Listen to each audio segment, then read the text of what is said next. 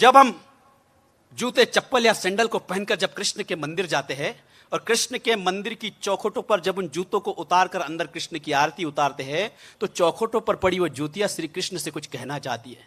साफ सफाई एक अलग मकसद हो सकता है, लेकिन उन जूतों की भावना को लिखने की कोशिश की मैंने कि उन जूतों को आखिर मंदिर के अंदर क्यों नहीं ले जाया जाता। वो जूतियां कहती है कृष्ण से कि कृष्ण, अगर इन जूतों को तेरे मंदिर के अंदर लाने की अनुमति होती, ये जूतियां तेरे चरणों में बैठकर रोती। मेरे इस बदले हुए रूप पर तुम भी कुछ कहते, हो सकता है कृष्ण तुम्हारी भी आंखों से कुछ आंसू बहते। शायद इसीलिए जूतों को मंदिर के अंदर लाने की अनुमति नहीं है और तुम्हारी नजर मुझ पर पड़े नहीं, इसलिए मेरी जगह तुम्हारी चौखटों पर ही सही है। तुम्हारी नजर मुझ पर पड़े नहीं, इसलिए मेरी जगह तुम्हारी चौखटों पर ही सही है।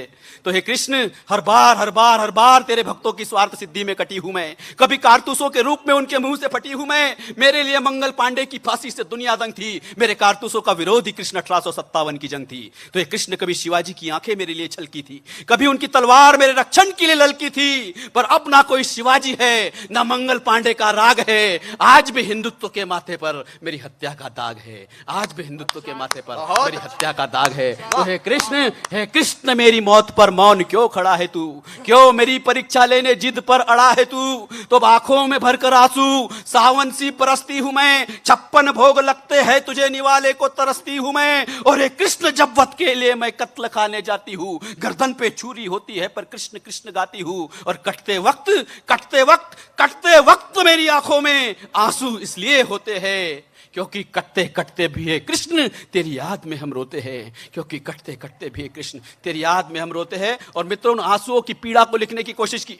गाय कह रही मैं इसलिए नहीं रो रही हूं, मेरी आंखों से आंसू इसलिए नहीं झर रहे कि अब मेरा वध होने वाला है। गाय श्री कृष्ण से कहती कि कृष्ण, अब मेरे स्तनों का दूध सूख चुका है, अब मेरा गोमूत्र सूख चुका है, मेरे पास अब ऐसा कुछ नहीं बचा जो मैं तुझे आंसुओं के अलावा अर्पण कर सकूं। वो गाय के आंसू कहते हैं कृष्ण से कि कृष्ण, मेरी आंखों से झरता हर आंसू तेरे चरणों में अर्पण हो जाए। कि कृष्ण, मेरी आंखों से झरता हर आंसू तेरे चरणों में अर्पण हो जाए। मेरी आंखों से गिरते जल से ही कृष्ण जीते जी मेरा तर्पण हो जाए। क्योंकि ये कृष्ण, जब एक एक पग मेरा कटघरे की ओर जाता है, हर पग पर मुझे सिर्फ तू ही नजर आता है। तेरी प्रतीक्षा में जब मेरा संयम डोलने लगता है, मेरी रगों में अपना भय घोलने लगता है, तब वो एक एक पग मुझे एक योजन सा लगता है। उससे निकलने वाला पश्चाप तेरे भजन सा लगता है। मेरी चित्कारें तेरी आराधना करती है, मेरी तीव्र सांसें तेरी प्रार्थना करती है। दिल की बढ़ती धड़कनें बांसुरी के स्वरों सी मचलती है। शरीर में रक्त की धाराएं गंगा के प्रवाह सी चलती है। और कभी गौर से सुनना कृष्ण, मेरे गले की घंटियों के स्वर अब तेरे मंदिर की घंटियां गाती है।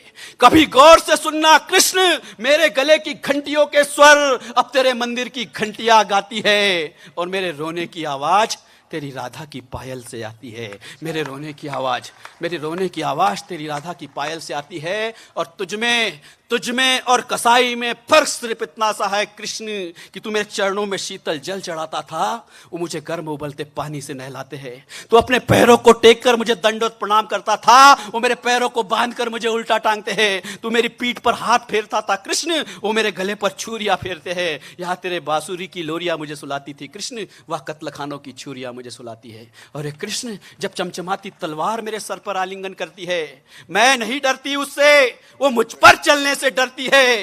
क्योंकि कृष्ण, मुझे मारने वाली कत्लखानों की छुरी नहीं, तेरे भक्तों की एहसान फरामोशी है। और मेरे वध के लिए कोई कसाई नहीं, बेचने वाला तेरा भक्त दोषी है।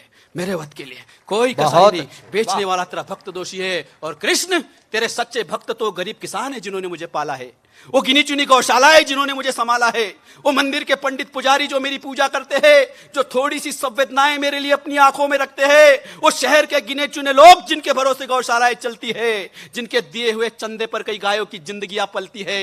ये उन्हीं का एहसान है कृष्ण कि आज धरती पर तेरी गाय है। वरना तेरे भक्तों ने तेरे मंदिर ही खूब सजाए हैं, वरना तेरे भक्तों ने तेरे मंदिर ही खूब सजाए हैं। और 2 पंक्तियां मेरी घर लेकर जाना, हो सके तो जीवन में पहले गाय पालिए या गौशाला से गोद लीजिए, पर गायों की मूर्तियों से घर सजाकर गौरक्षा का संदेश मत दीजिए। पर गायों की मूर्तियों से घर सजाकर गौरक्षा का